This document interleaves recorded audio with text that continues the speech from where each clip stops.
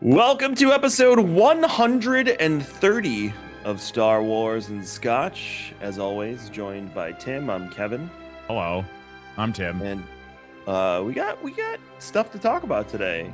I finished Jedi Survivor. Thank So God. we'll talk about that. I'm sorry it took me more than a week.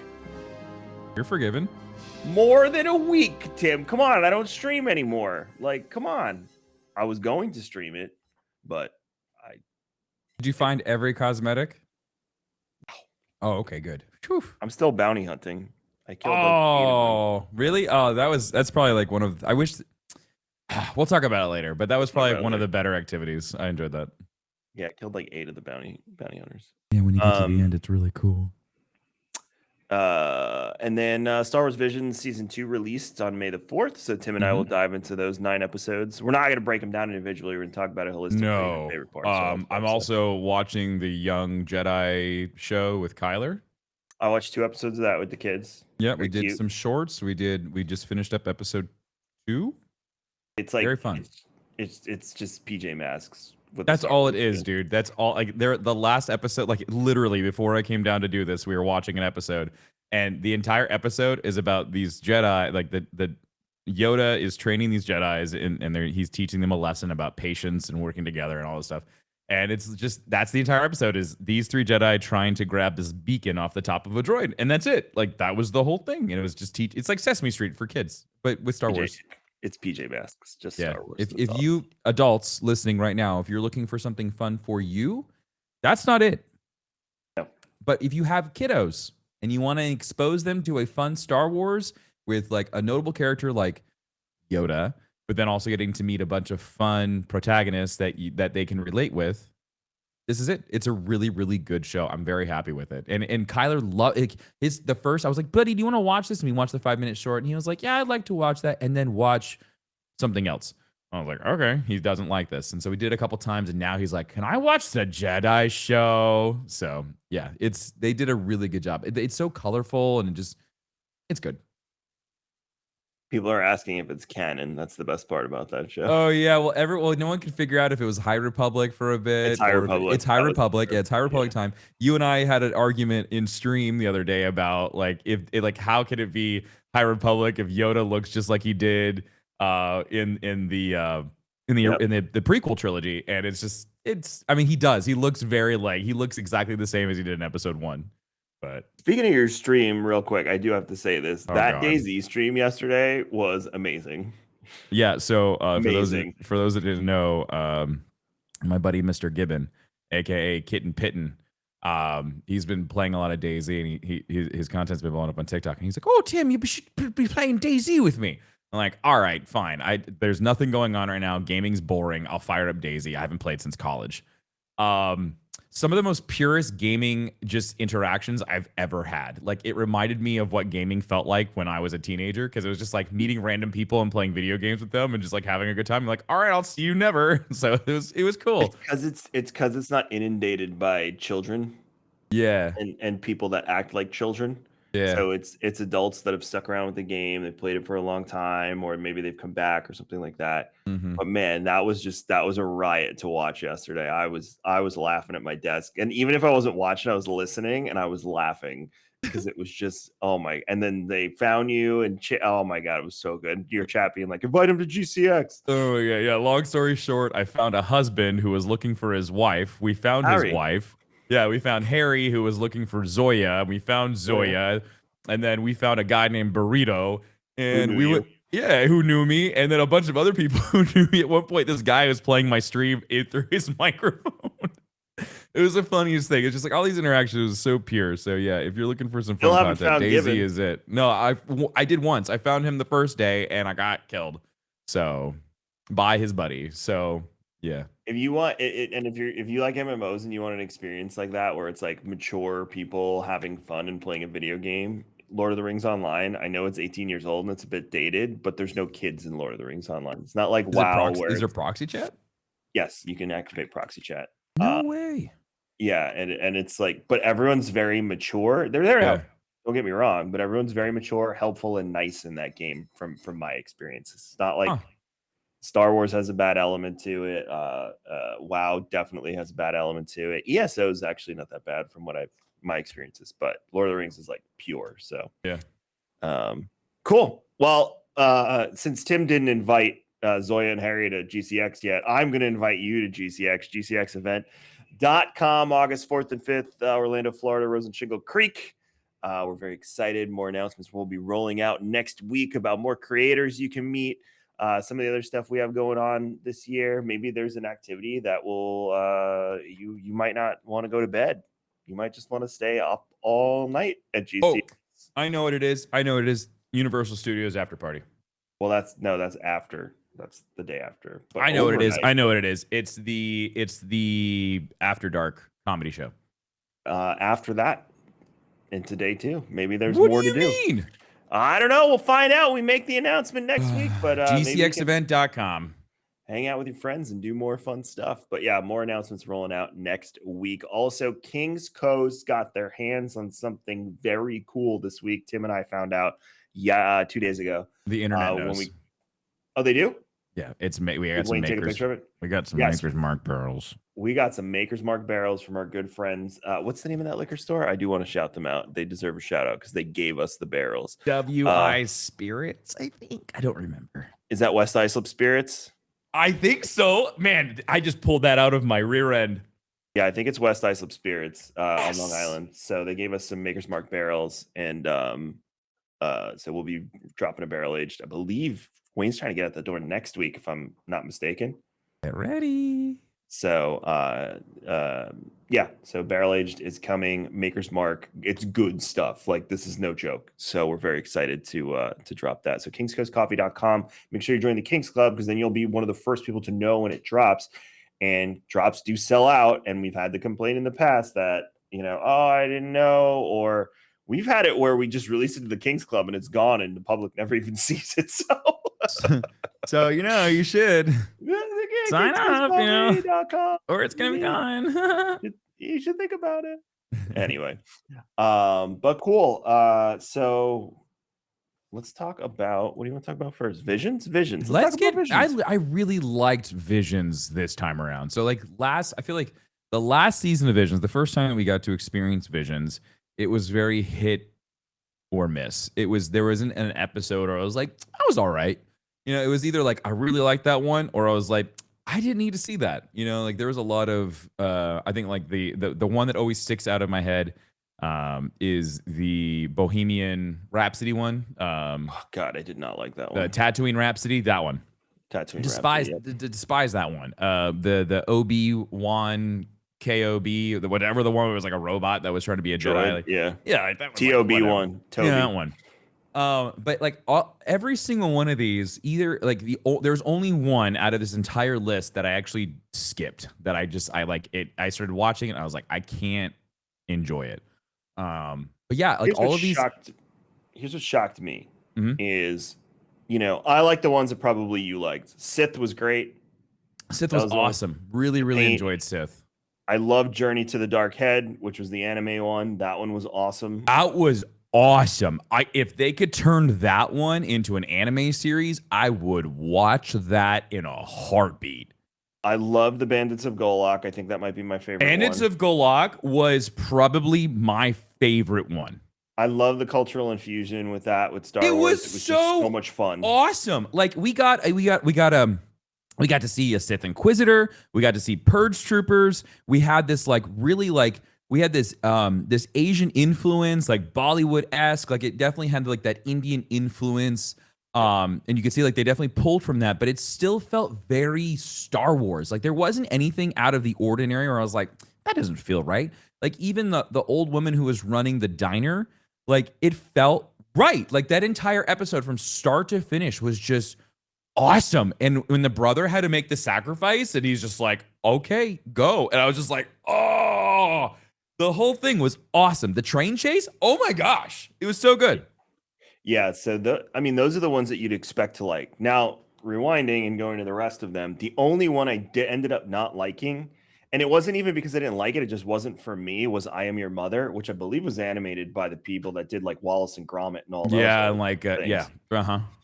That was the only one that I was like, So Not for me, sorry. I didn't like I thought it was fun because of it reminded me of those animated or the claymation movies that I grew up, seeing.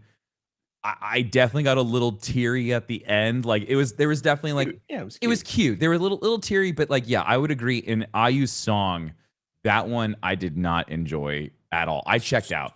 So I use song. I thought I was not gonna like it, but Hunter was watching it with me and Jules was, and they were both enjoying it, so I stuck Oh, with that it. makes more sense. And I actually enjoyed the ending. And this is what I'm Yeah. getting at. A lot of these episodes, Yep. like I judged it off the bat, and Same. I shouldn't have, and Yep. they were actually very good. And those are the ones I actually want to talk about. So I use song actually had a really good ending.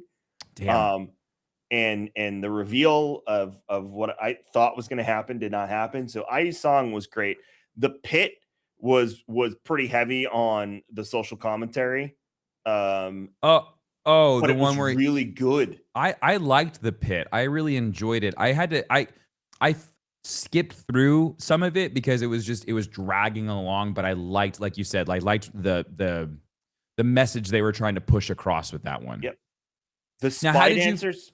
Go ahead. Yeah, I was gonna ask, how did you feel about like Screecher's Reach?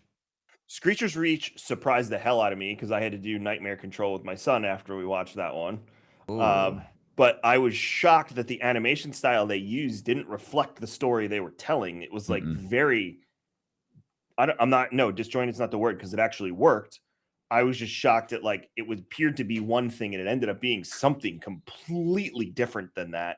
Yeah, Uh, it was. and it was a little scary at the It end. I'm was, not gonna yeah. lie. When she was fighting the old witch in the Baba Yaga in the cave, like that was intense. And then the ending, I was like, oh my gosh, like I was like, it was gut wrenching. I was like, oh, she picked the Sith Master over her friends, like all these things. It was just like it was one of those episodes, like you said, where a handful of these were like you had to get to the end of it to really appreciate the journey, but the journey was kind of lackluster in certain parts. There was a lot of lulls. Like even in Sith, there was a point where I was just like, where are we going with this? And then it gets I to a point where you're like, oh, okay, I get it.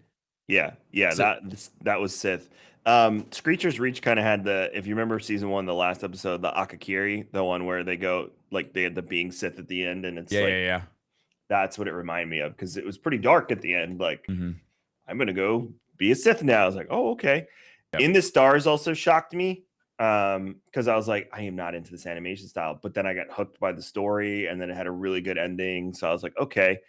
The one that really blew my mind that I thought I was not going to like was the Spy Dancer. Spy Dancer was so good. I got very choked up at the At end. the Like end, I cried. I got really teared up. I was like, this animation style is weird. This is like Imperial Cirque du Soleil. I I was liked like, it. and the French accents, I was like, this is just not for me. But then all of a sudden I got looped into it. And then the imperial officer and everything, and then I put two and two together. I was like, oh my god, that's her son, and it just went from Mm, there, and I was in. I couldn't believe it. So that's the one out of all of these that surprised me the most. That from the yeah. beginning I was like, I'm not gonna like this, and by the end I was like, oh my god, that was so good. Yeah, So yeah. That was my reaction. And then like Bandits of Galak, where it opened up and I was like, I'm probably not gonna enjoy this. And as we kept going on and on, I was like, holy crap, this is really good. Um yeah, like Inquisitor and Bandits of the Galactica. Spy Dancer one, I think I liked the most because it had a lot of like it was very adult-esque. It was very like I mean like it felt like what's the Moulin Rouge. Yeah, That's what it kind of like reminded me of. Like it was kind of like a like burlesque almost, kind of like how they were kind of setting it up. Like all these Imperials are there in their night off, and they're like, "Oh, we should have shut this place down years ago," but we know we enjoy it. It was cool. It was really neat. And then like the whole struggle of this mother through the entire thing of living through her trauma and trying to figure it all out. It was very compressed, and I really wanted more.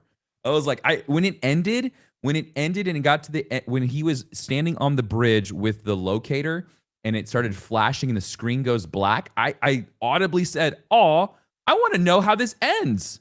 I yeah. want to know if they meet up. I want to know how that story continues." And that's the like it's like the Ninth Jedi all over again.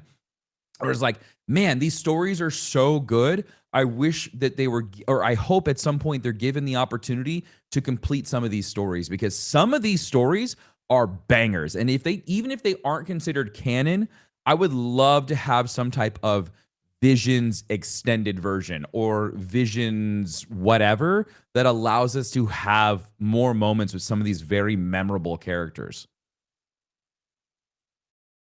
So, Bandits of Galak was one that left you with the cliffhanger because So now good. she's going to go be a Jedi. You missed the end. I'm going to say it. IU song, same thing. They left you at the point where she's going to go be a Jedi now. I figured that's what was going to happen was the woman who was there getting the red Kyber and they connected. I thought she I was was a like, Sith. oh, well, they start off in the beginning talking about how the Sith infected all the Kyber, and it was up to the Jedi to have to go in and spend a lot of time purifying these Kyber crystals so that they could use them.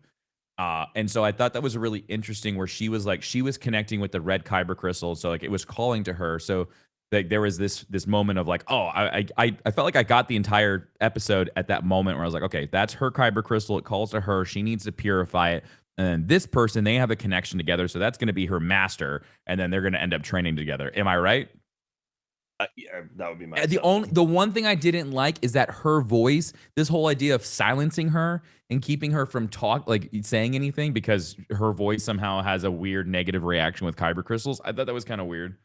Well, no, she ended up purifying all the kyber crystals on the planet with her voice. That was the hook. Is that why it was is that why it was a violent reaction? Because you read this thing at the beginning was the Sith long ago poisoned them. They poisoned the kyber crystals. Dark side. Her voice purified them. And the cool thing was, Tim, they didn't turn blue, they turned white. They turned white. They went with Star Wars like lore correct when they didn't have to, and it was the kyber crystals. I mean like that. It's like that in Jedi Survive or Fallen Order too. Is like when Kestis goes and picks his kyber crystal from like the point, it's of no color. It's clear. And so it's not until like I guess you make the decision and put it in there is when it like changes color. Because it was like that too in the pit one as well. When they were finding kyber, it was all clear. So I wonder if we still need at the end of the pit though, when she when she reacts, because you find out she's force sensitive, it turned blue. Yeah. Remember? But like when they were digging it out, it was all clear. It's interesting. I don't know kyber property and we need like a lesson on kyber crystals at some point. The journey to the Dark Head story was interesting. So good. Because it was all about balance. That Sith was amazing. I love his and I don't like anime. His tail thing, like that was a kunai. Very anime.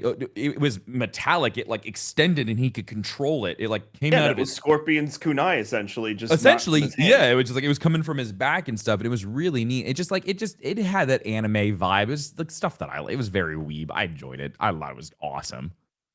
But even the Jedi character, like dealing with the anger was awesome. Cool. Yeah. And then he came to this realization of just like, oh, I understand why I was sent here. And like he cuts the guy's head off and starts falling. I was like, this is a really interesting sacrifice moment. And then she jumps and saves his ass. It was just so good.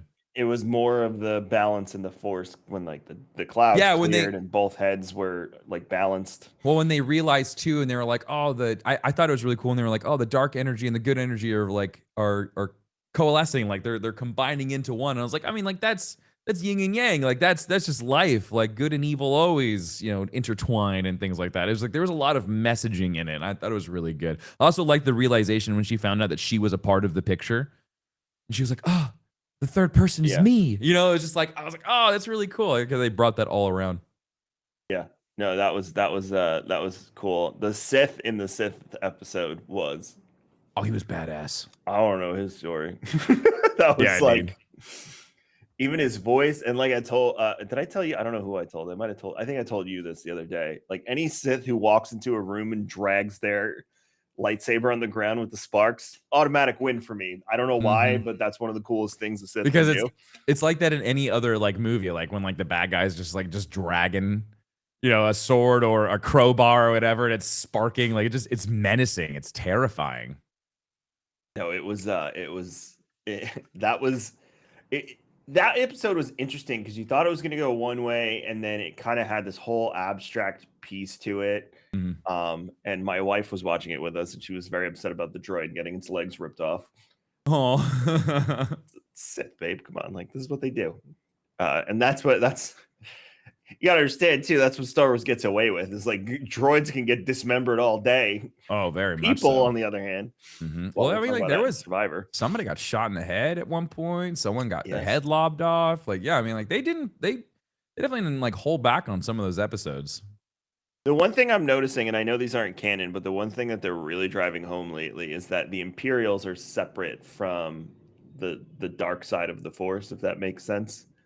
Mm. Because they're Disney's really trying to seek the balance messaging, that you kind of need both. But the interesting part is that they've been villainizing the Imperials now, because I think we went through this period where you and I joke all the time the Empire did nothing wrong. Oh yeah. So I think Disney's trying to correct that message, like, no, they're space Nazis, like, chill. Because there definitely was a point in Star Wars, like you said, like it's just it definitely got kind of it was put into a gray area. Even the spy dancers, I'm assuming they were Deveronians or something along those lines because they had the horns. I don't really know. Yeah, I But just the thing that I thought was most impactful with that was that he actually cut his horns yes, off. that's what I was getting at, because the Imperials don't like aliens. They only like humans. Yep. So he had actually, it looked like, shaved or burned it, whatever, got rid of the Yeah. horns when the Imperial officer adopted him. Which I found interesting too. That again, I need closure because like the whole like this guy just shows up and takes her kid and then pieces out. Like why? Like what led to that point? Hunter did not like the baby crying in that scene with the K2 droid and everything. He was like, I don't like this. This is very upsetting. Oh, He's like, I hope it has a happy ending, because I know not every Visions episode does. So it's like, I hope it has a happy ending.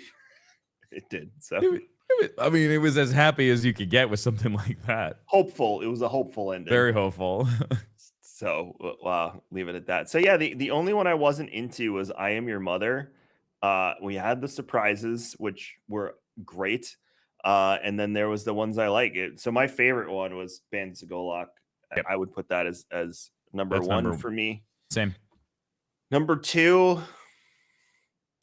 probably Spy Dancer, to be honest, or Journey of the Dark Head, one of those two. Yeah, that's kind of like my top three. It'd be Journey of the Dark Head, or for me, Bandits of Golak, and then Journey of the Dark Head, and then Spy Dancer. And then I would say Sith. Sith was good. Yep, I'd put it up there. Sith, and then Into the Stars. I really liked. In the Stars, yeah. It was one of those where like I didn't like it until the very end. Yeah, I didn't like it, but once I understood the full journey, I was like, this is great. This is awesome. The whole idea of like these two sisters like trying to reconnect with or the two siblings trying to reconnect with their mother, and their mother sacrificed themselves, and to come to find out they thought that they lost their mother, but the whole time like her spirit was there with them for like through the entire adventure. And I was like, oh, that's really beautiful. Like that's a really cool story.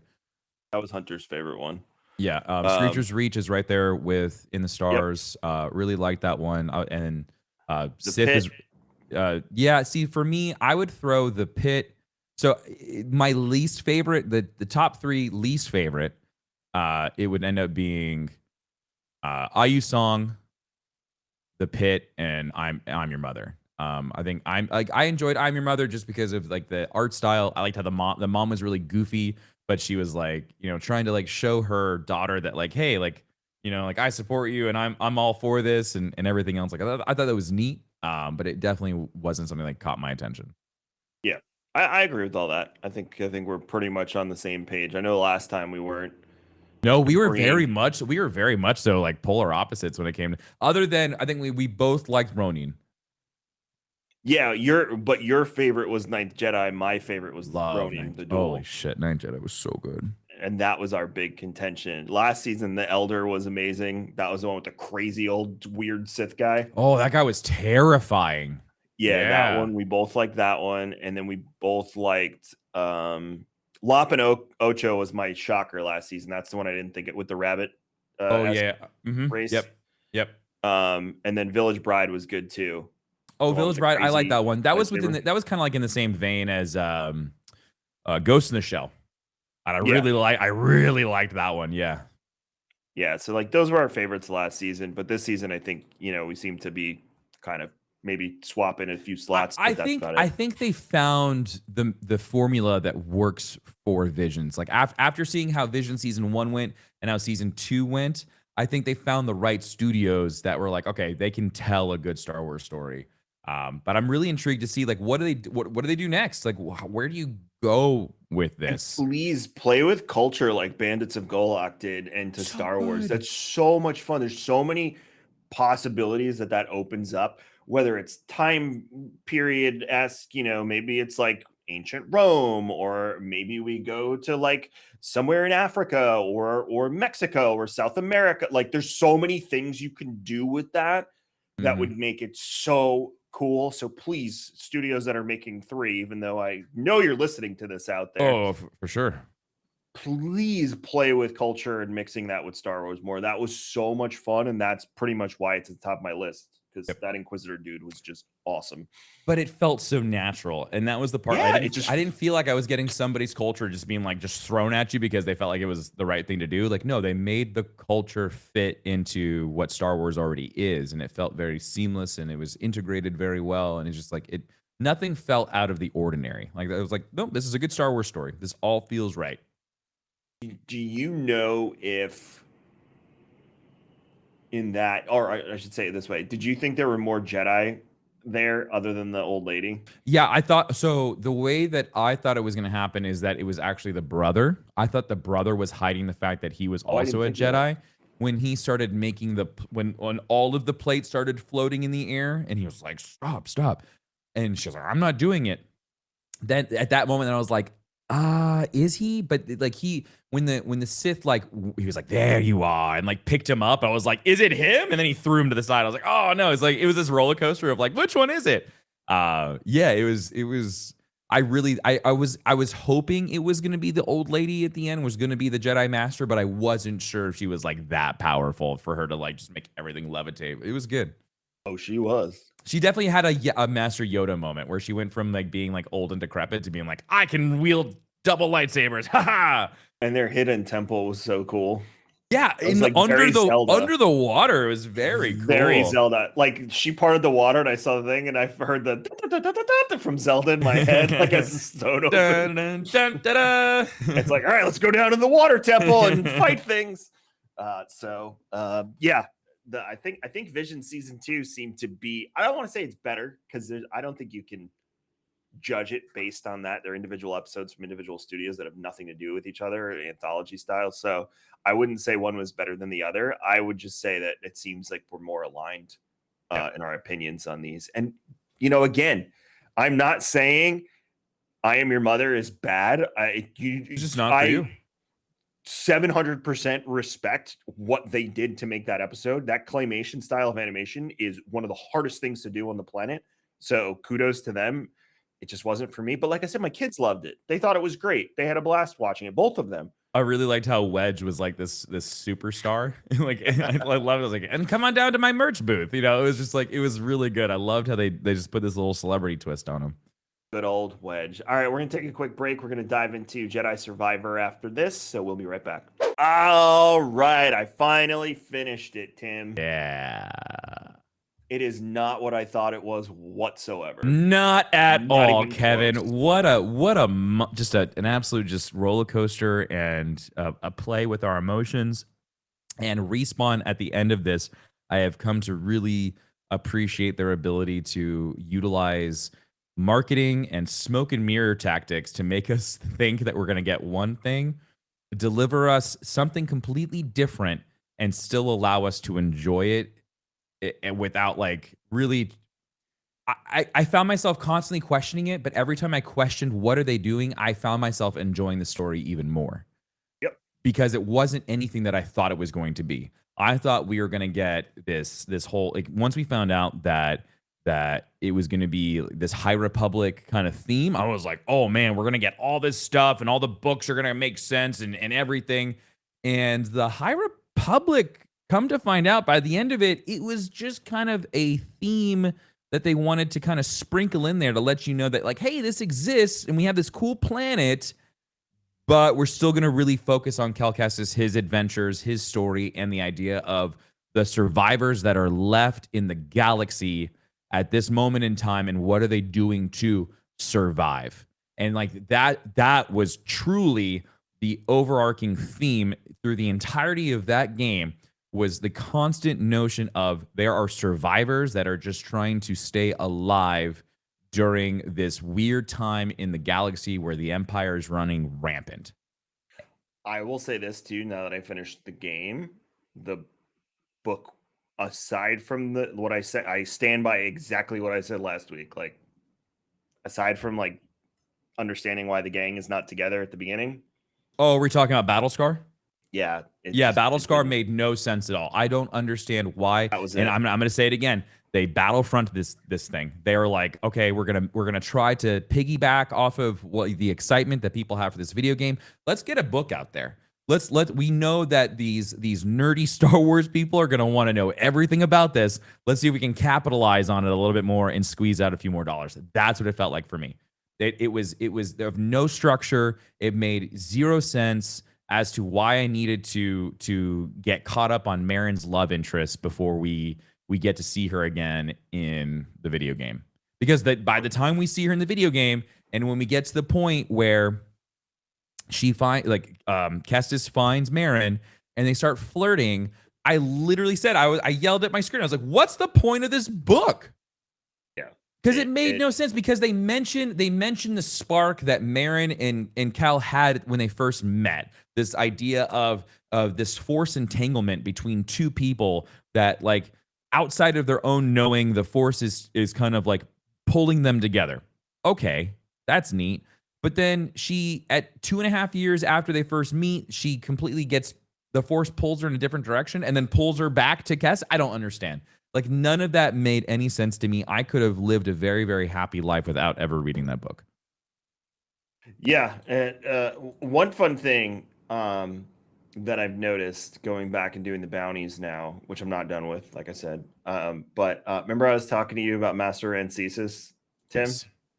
He's actually the only other character besides Yoda that I've found so far that's in the High Republic and the current era. If you look at that link I said, there's this picture. He's on the council in, I think it's episode 1 or 2.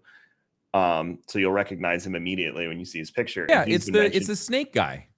Yeah, he's been mentioned in the High Republic books and all that stuff. When you're on Tanalorr, he's the one whose echoes, he keeps talking, if you picked up the echoes, like about them retreating because the Nihil, which they only mentioned the Nihil once. I think you missed a huge opportunity to showcase the High Republic with that Nihil attack in the sky. I kind of got mad that that's all we got. That's all you get, and there's one echo of a crashed Nihil ship that's like in the middle, and it's all rusted out and whatnot. I got so excited when you see the storm for the first time, and I'm just like, is that it? Is that Markion? Is that it? Like, where are we right now? And that was constant. I kept on asking. I was like, where are we in the High Republic at this time when they're on Tanalorr, and then all of a sudden Markion shows up with the storm? Where are we? Is he with Lorna D? Like, there were so many things that I wanted to know, and after we finished the game and we were talking about it, I told my chat, I said the only way that they can fix this, and I'm sure this is what's going to happen now, is that we are going to end up learning the rest about Tanalorr and Kobo material, and all of that stuff is going to be told to us through ancillary material, through comic books, through books, through articles. It's gonna be the stereotypical Star Wars telling method, where it's gonna be, you're gonna have to go out and find all this information, or go to a podcast, or find YouTube videos, because they aren't gonna tell you this in a video game. Just like it feels like we're getting the same treatment for Zepho. It feels like they introduced the Zepho in the first game in like, for me, when I played Fallen Order, I thought they were setting up the Zepho as like this overarching like thing, like that. This is Cal Kestis' adventure is to learn about the origins of the Force, or to go find these beings to try to figure out how to restore the Jedi Order, whatever. And now it's just like we went from this guy who went looking for a holocron that had a bunch of information about Jedi survivors. We crushed the holocron, and then Kestis becomes a pirate, essentially. And so like I'm really confused with where, like, how we got from the first game to the second game, and then how do we go from the second game to the third game with everything else that we've covered. We've covered the Zepho, but then we find out that it's like, well, we can't learn anything more about the Zepho, so now we're just gonna focus on other stuff. Like, how do you do that? How do you drop that ball? I'm so confused. So I think the Zepho was a knee-jerk reaction to rewriting lore, and I have a feeling they are stuck now. So it's one of those things that they might just shove to the side and just mention in passing, because it's not as good of a story as what originally existed with the Jedi and all that stuff. It's not. It's just not, straight up not as good a story. Do you Could think they that flesh it out? well, and that's my Maybe. question is like, do you think that what they'll end up doing is that they'll now that the Zepho were kind of like put in place with Fallen Order, do you think the Dawn of the Jedi storyline, that part that has been introduced after Celebration or during Celebration, do you think the Zepho are going to get translated into there and we'll pick that story back up with them? I think the Zepho might even predate that, and then we'll pick up a story like Oh, with humans starting the Jedi Order, and they'll piecemeal and pick from what Legends content they want to use there to give people enough that they'll be reminiscent of like, oh, okay, they are giving me something, but it has to fit into their box that they've built I now. So hate I it. think that's the problem. I'm not a fan of it either, to be honest. One interesting thing about Dagon Gera too is they don't even name his species. I've looked No, and everywhere. but He's he's the same. just humanoid. I thought he was the same species as Markion and the mother. Ever any? Yeah, he looks Aberrani. Like, I mean, I like don't know. He also looks he's gray skinned and he looks he he looks looks like like Markion. he looks like the other Wayfinder too, that Wayfinder Jedi High Republic. Oh, we only ever saw like a render of her. And he looks like her. The interesting thing too is we don't know what part of the High Republic I know they're this is so from. frustrating. Well, 200 years.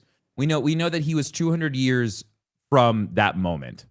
So then he's So like it in would be between what we're reading now and where we were previously. yeah, it would be right. But that doesn't make sense though. Because how do you explain the Nihil showing up? Well, the Nihil, it could be Asgard Rose Nihil, not Markion's Nihil. That would be farther back. No, because there's no Nihil in what we're reading now. They're going to get formed from this. But that would Like, be later. That would be farther back. That wouldn't be 200 years. That would be even further back, right? no, because Asgard's going to be after what we're reading now. Oh, I thought it was. Oh, okay. So No, So that's going into Acolyte. right, because Wait, how do you know that? We haven't even finished up Fate. The first. the We haven't. timeline, you can tell already. There is no Nihil yet. In Cataclysm, I'm reading like they just met space pirates, who I'm assuming will become. Although Oh, I'm not okay. sure. Sorry. I'm confused. So you're saying that you think that this time period is in between Phase 1 and Phase 2, Right. not between Phase 1 and Acolyte. That's the piece that makes the most sense. Is there is no Markion, or Markion's a kid at this point. Like, I think it's Asgard Rose Nihil, I and I see. think I got you. yeah, that was attacking just based on some of the evidence that we have. The other thing that we were 200 going years. back and forth about is, did they get the path to Tanalor from Santeca? Or like, because that was the whole thing. I was like, The how did compass. the Nihil learn about Tanalor when it was supposed to be this like safeguarded secret, and it was really hard to get through the nebula, but then all of a sudden Nihil show up? Yeah, it could have been. Is it Mari Santeca? Yeah, Um, yeah, it could have been. They got a path from Mari Santeca, because just in the phase 2 era that we're in right now, mm-hmm. the path of the open hand is building the Gaze Electric. Right.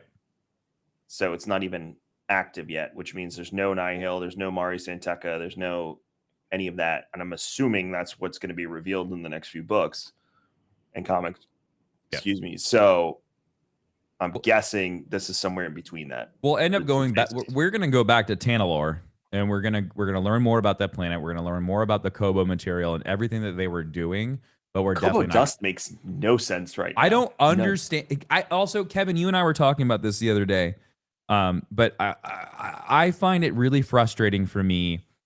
And this like let me roll this back. I would like to say I think the Jedi Survivor story, if you just look at it from a video gaming perspective, amazing. I Yeah, thought it I agree. was fantastic. Now, what I'm frustrated with is the cohesiveness of the storytelling across different mediums, from going from book and comics to video games to TV. The TV shows have been very, very cohesive. The books and comic books, very cohesive. My issue is this is the only up-to-date Star Wars video game that we have right now that is canonical. We don't have any other piece of Star Wars video game material to pull from.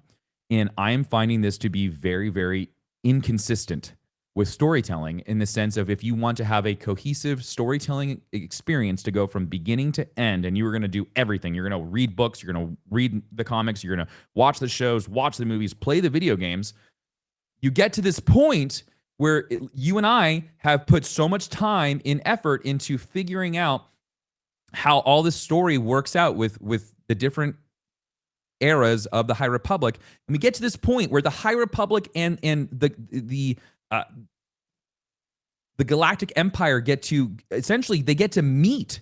It's a bringing of these two different timelines together for us as Star Wars fans to experience.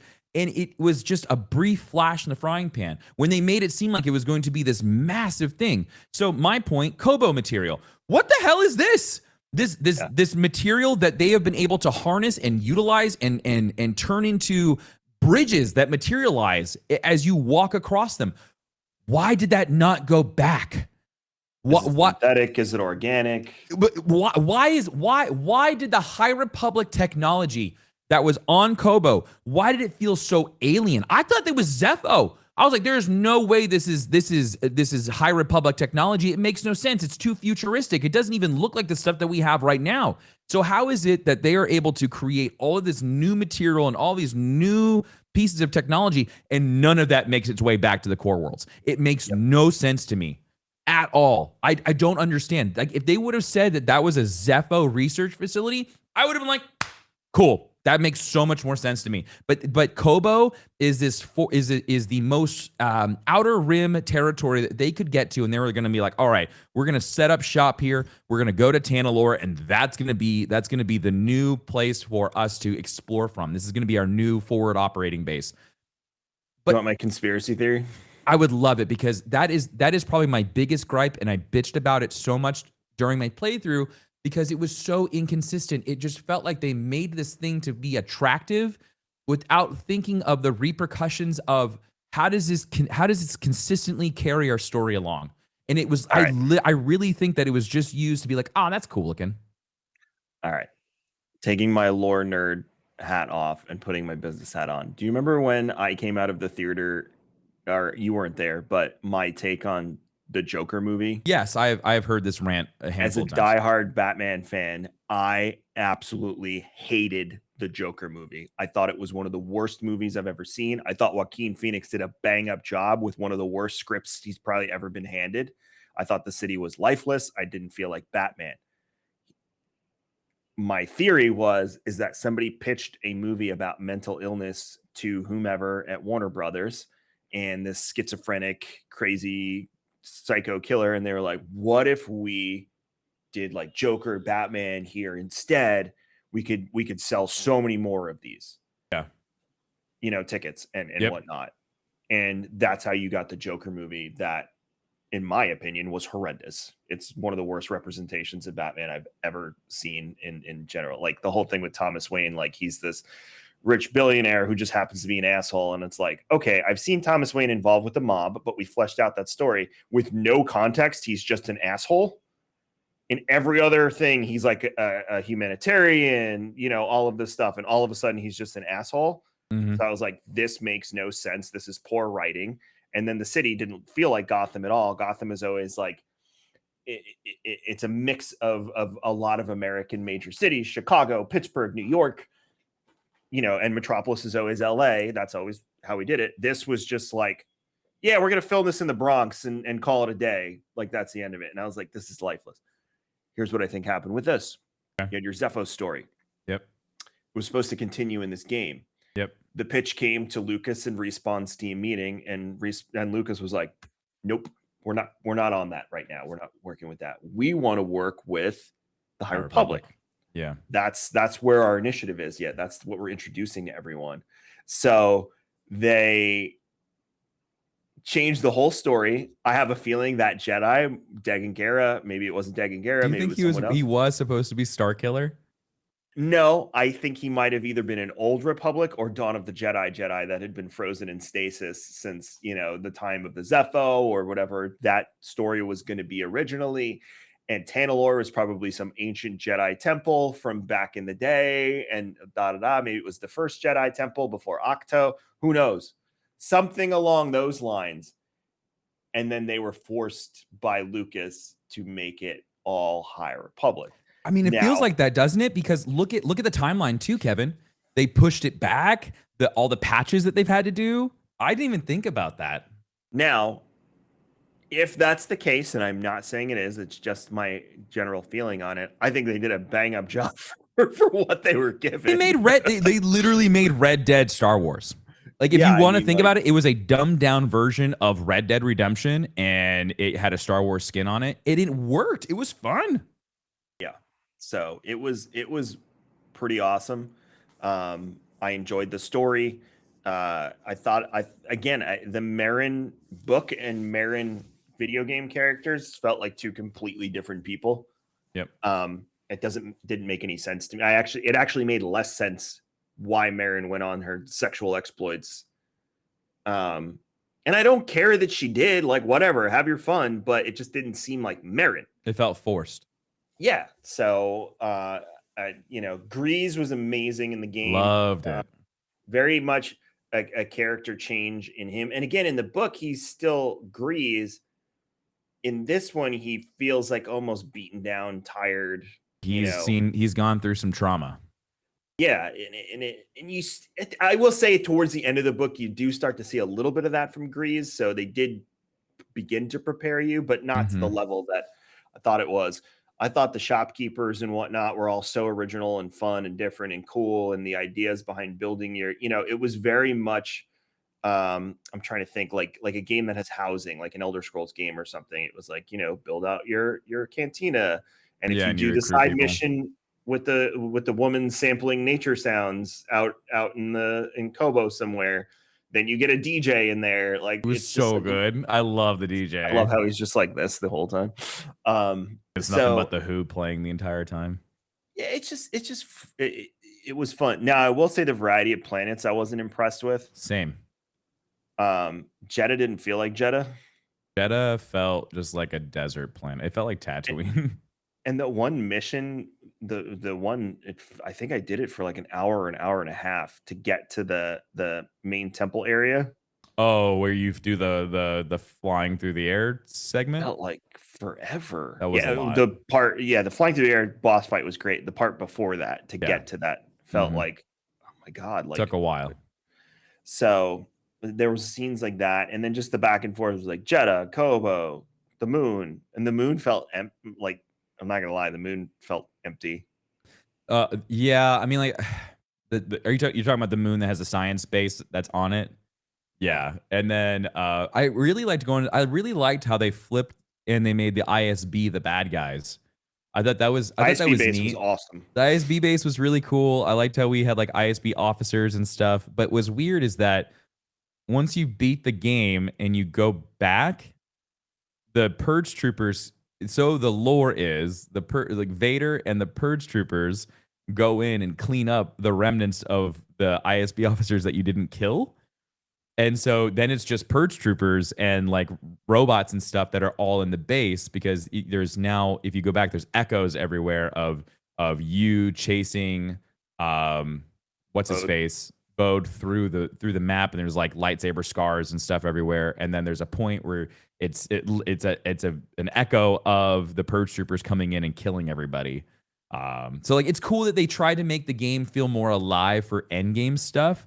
But that was definitely one of the things that I I was frustrated by is I was hoping that I was going to have more reasons to play after the story, and I didn't have any reason to really like want to boot up New Game Plus right off the rip. And I tried it, and it was just like there was nothing about New Game Plus other than the modifier that you could slap on that made everything feel realistic, which was really cool. I mean, like walking up to a security droid and cutting them in half like instantly with a lightsaber, very neat. Getting shot by one blaster bolt and dying sucks ass. It's like if you want to play if you want to play Elden Ring on meth, then go play Survivor on New Game Plus. It's wild.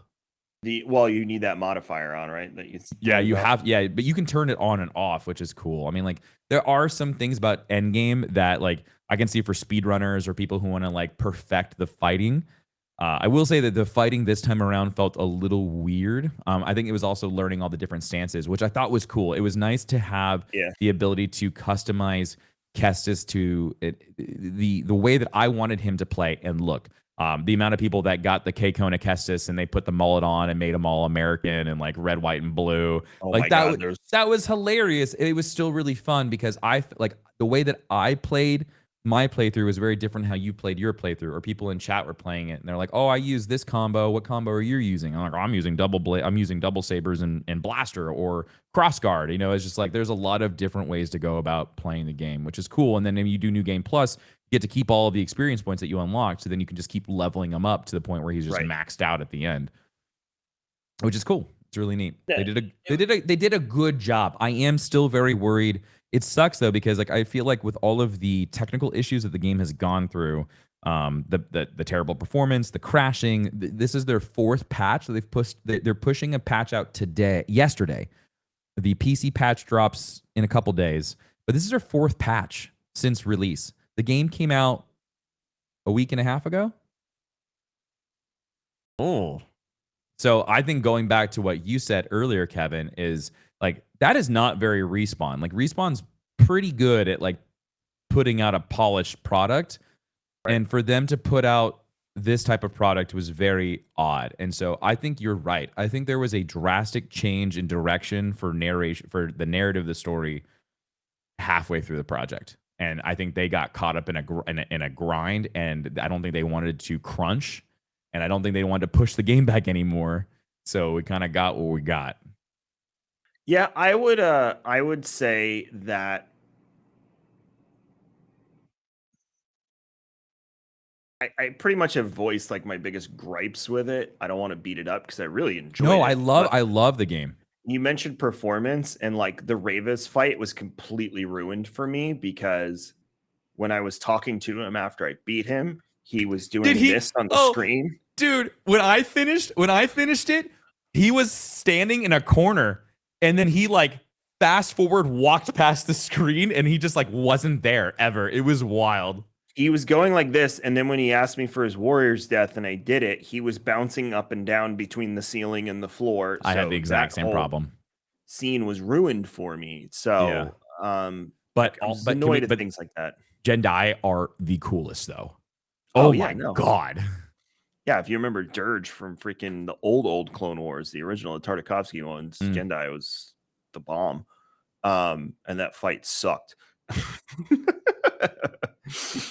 I played on default, and it was still like, good God, die. Him and Vader gave me the most trouble.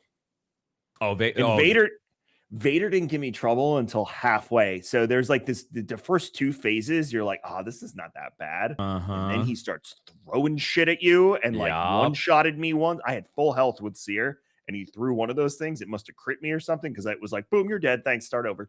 Yeah. Yeah, once you push him into the bookcase, it was just like, man, he's pissed.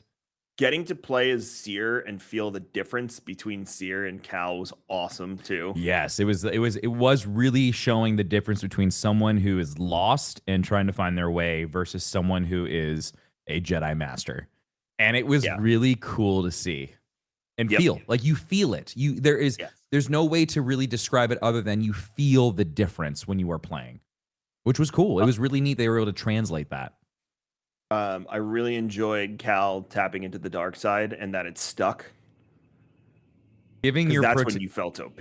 Yes, giving your protagonist the ability to have a berserk mode in any story is so good, and I just loved the modifiers that it introduced. Like if you grabbed once you learn the ability to lift and drop things, and you grab a security droid while you are in rage mode, and you hold it long enough, it will crumple in on itself. Yes, I did that to one of Little the kids. things like that is just like it's really cool to just see these little twists that you can add where it's just like, ooh, that was neat, but you only get it at special times. Like that You was can it do was that good. to the B2 battle droids too. You can Mm. Crush them. Yep. Sick. Yeah, no, it's that mode was because I was like, I was wondering how you were gonna get back from Bode's apartment through Yeah, all of the Imperial ISB stuff. security. Yeah. I was like, that's gonna be one hell of a fight to get out. And I was like, Uh-huh. oh no, don't worry about it. You're gonna get stabby stab galore. So I would assume in the next game it's gonna have Cal dealing with now his ability to tap into the dark side I is would one. assume like well, it was weird. So you don't get to keep that when you do New Game Plus. It goes back to just like stopping to like slowing down time and Oh, whatnot. okay. So you don't get it until like even the abilities in New Game Plus, like the lift and drop, you don't get that until the story point again. Makes That was sense. one of my other gripes with New Game Plus is like I felt neutered after playing the game and getting all the way to the end. So And I was just BD1 like, doesn't have oh, like all of his little gadgets and stuff. uh-uh. You have to go Oh, find I'm them not again. playing new gameplay. I thought I could go back and like unlock all the areas doing. Oh man, The air dash through the green force fields, you have to learn the air dash to then go back to Coruscant a second time to then do the no, air dash. Yeah, it's repetitive. It gets not doing repetitive. that. Yeah, a lot of people are like, I'm not doing New Game Plus. I'm just going to continue my normal save and go The whole on. point of New Game Plus is to have the abilities off the get go. So I understand they're tied to the story, but still, like we So already you played the end up with story. like you end up with XP that you dumped into certain moves, and those moves aren't unlocked until you get to them. So then you're just like, oh, I guess I'll put the XP somewhere else. So Well, I'm not playing it. I was gonna, but now I'm not going to. I So wouldn't. thanks It's for not saving worth me. it. The only thing that's cool, you get a red lightsaber, and then you also get a party lightsaber, which is every time you swing it changes colors, which is really funny. That is fun. I like that. That's it. Um, yeah, and then I would assume Kata is force sensitive, and you'll be training her Oh in no, the well, next so one. most definitely that entire the funeral, the pyre scene with Seer, most definitely that was her telling him it was like, this is your next step. This is who you're And gonna take on as your apprentice. we'll get Force Ghost Seer in the new game, Oh, the next game. 100%, dude. The way that she was like silhouetted behind him and whatnot, and she was talking to him, very Obi-Wan. I do want to touch because I have to run to a meeting, but Yeah, I yeah, do yeah. want to touch on Bode real quick. I thought Bode was I didn't trust him from the get. Yeah, there was something Something off was about him, off. but I didn't see the I was a Jedi. Like the whole and Nope. everyone was like, even someone tweeted at us. They're like, how did he not know if he was force sensitive? I was like, let's go back and to all the Jedi who have disconnected themselves from the force, like the Emperor does it, all of these Jedi do it. Like it's not unheard of for someone to be disconnected so intensely from the force that another force user couldn't sense them. And but I love that. I love that you thought I thought he was a bounty hunter. I was like, this guy's dirty. He probably found him in some back alley, backwater planet, but like, whatever. He's a part of the crew. The whole idea of this guy becoming like it's the normal story of the desperate father who has nothing left to give but himself. Like Yeah, and that's it. Like he's run out of options. The biggest thing in his life is his daughter because his wife died. So this guy's broken and all these things. Like I was really hoping at the end though he was gonna have a turning point. I was really hoping that at the end it was going to be his realization that his daughter was the most important thing in the world and him being selfish was not it. But I like it was gut wrenching to be like, okay, you picked you and your wants and needs over your daughter, even though all you did the entire time is use her as a meat shield for all of your excuses. Like it was crap. And I'm honest to God, I'm glad he got what he got, but it was a big surprise, and I really liked how they utilized that character in the way that they did. yeah, I was kind of at first I thought he just pulled out a lightsaber, and I was like, he had a lightsaber the whole time, but no, it was Dagon's lightsaber because that's Mm-hmm. you left it after the last fight with Dagon. That was another thing I didn't like, having to fight Dagon 3 times. Like 2, I could understand, I will be but honest, the way that you take him out too is very anticlimactic. yep, I'll give you that. Oh, the fight on the ceiling was kind of cool. That I was like super that. sick. It was cool, but I just like for this character that they built up so much. Back to your, I know you have to go. The storytelling. It felt so it didn't make sense. It was disconnected. I also did not like how he bled his crystal. I thought you had to go out Just and do instantly? heinous. Dude, he Yeah, just like does a spell and it turns red. Everyone was like, wait, I thought you had to kill a bunch of people and do evil, heinous acts for it to bleed. And I was so confused by that. But now that's canon.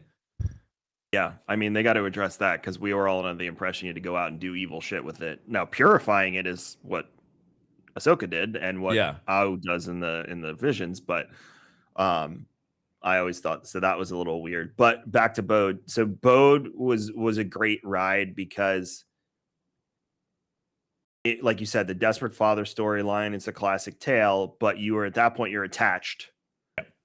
And you know he's not doing it because he wants to. He's doing it. If you said what you just said to that character would disagree with everything you said and said, "No, I am doing this for my He's a child." narcissist.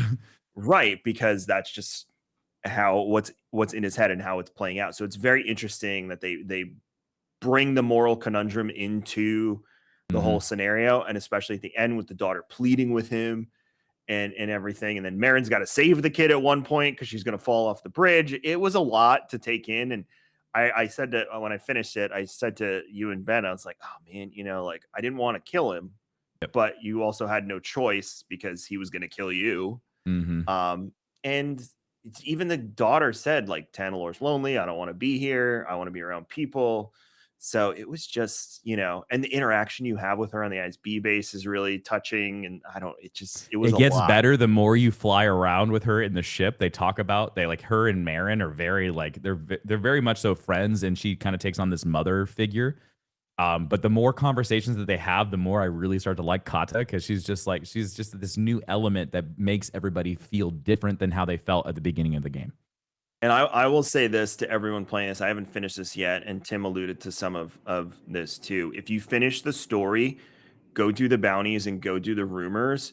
If for nothing else, if you're into the story, just to get the new echoes. Like, it is so telling as to every scenario that you were in that Bode, even Bode threatens. Did you get the ones under the landing pad on Kobo? Well, there's also one on Coruscant too. So after you beat the game, while you're still in your current save, you could go back to other planets and new echoes pop up for where you were, and it's constant conversation of Bode with different people, like the ISB officer and just himself, or just like he's dealing with all of these issues of like should I do this, should I not? It's like, wow, it was dark. It gets really good. I just wish they would have put that storytelling in the main game.